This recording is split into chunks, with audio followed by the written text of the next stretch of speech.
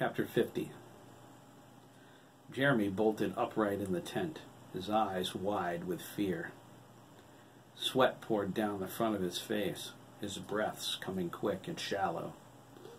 Jesus, he thought. Oh my God, what was that? Craig was asleep beside him. Jeremy saw tears on his face. He shook him, whispering his name. Craig was startled awake. He reached up and locked his arms around Jeremy's neck. His whole body shook as he wept. Jeremy pulled him close, holding him protectively. Oh, wow. Is that true? Is that what it's like for him? Jeremy's tears fell. He felt Craig's pain from the dream. He heard the crack of the belt as he rocked Craig back and forth. Sandy and Chris entered the tent and shined the flashlight on them. Jeremy hissed at Sandy to shut that stupid thing off and snatched the flashlight out of his hand. He muffled the light in his pillow. Chris looked at his brother, worried. Jeremy shook his head, choking back a sob. Chris patted him on the shoulder. I'm here if you need me. He feared Jeremy might be hurt, but saw Craig was doing most of the crying. In the time it took Jeremy and Craig to calm down, Sandy and Chris were snoring. Jeremy thought, thank God the others didn't wake up. He laid back. Craig went with him. Jeremy held on to him. I had a nightmare, he said. Craig shuddered, remembering his own nightmare. It hadn't started out that way. It was a beautiful dream, so warm and peaceful. A special place always was. He felt silly. He dreamed Jeremy was... We were in a field, and I was naked, Jeremy said, wiping his eyes. Craig stiffened. We were playing, he choked. I made my bike disappear. Jeremy slowly sat up. He stared at Craig, feeling very afraid. It got cold. Craig said the ground started shaking. I fell. And my house came up. Your father was there, Jeremy said fearfully. He was beating you. You saved me. Oh my God, Jeremy cried. We had the same dream. Craig shook his head. You were in my dream.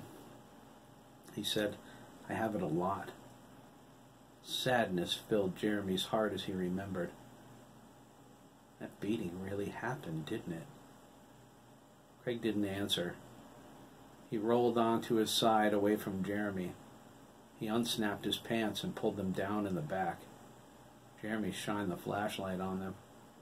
Craig pointed to a pair of jagged scars on his left buttock. Jeremy gingerly touched them. The skin was rough and thick. There were fresh bruises, too, purple and black. Jeremy traced them with his finger. He tried not to count them as his heart sank. He lifted Craig's shirt and followed the bruises up his back. He choked back a sob, feeling helpless and very afraid. The dream came back to him more vividly, the strap coming down, splitting Craig's skin, the blood spattering. Craig didn't shrink from his touch. Jeremy examined every wound, as if bearing witness to them might heal them and make them go away. Good Lord, Jeremy whispered. They don't hurt anymore. God, Dougan, Jeremy said, as Craig pulled his underwear up. Dude, I'm sorry. For what? Craig asked. He buttoned his jeans. You didn't hurt me. You're saving me. Jeremy shut off the flashlight.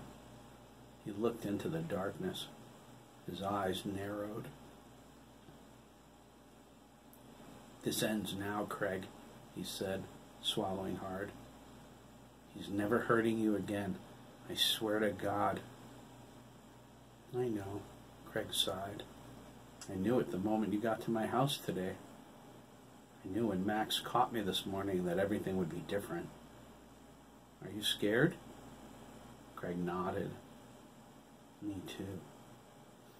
I have to figure out how you got into my dream, Craig whispered, deliberately changing the subject. He felt amazed, but not frightened. It's weird. Maybe you pulled me in, Jeremy suggested. Craig shook his head. Not possible. Oh? Jeremy asked. What makes you so sure, Albert Dougan? Craig scowled. Because you were naked. If I pulled you in, you would have had clothes on. Oh, now that's funny. Maybe you're psychic. Will you give me a break? Jeremy cried. He shushed himself as Derek stirred. He glared at Craig. Do you have any other ideas? Jeremy scowled. Uh-huh, Craig said. You can't think of anything else, can you? Look at all the cool stuff you did in there. You blew up my dad. This is absurd, Jeremy thought. I'm not a psychic. There has to be another explanation. I have no idea what caused it, but one thing's for sure. I am not a bloody psychic, Jeremy whispered and laid down. The dream came into his thoughts again. He reached out for Craig and held him, the echo of his pain still fresh in his mind. Craig rested his head on Jeremy's shoulder, feeling safe, protected. I meant what I said in the dream, you know, Jeremy said. Friends forever? Craig asked, holding his hand up. Jeremy gripped it with his free hand. Forever. They held hands as they breathed in perfect time with one another. Craig heard Jeremy's heartbeat clearly through the side of his chest. The even rhythm cleared his thoughts. The powerful sound lulled him back to sleep. Jeremy joined him a few seconds later.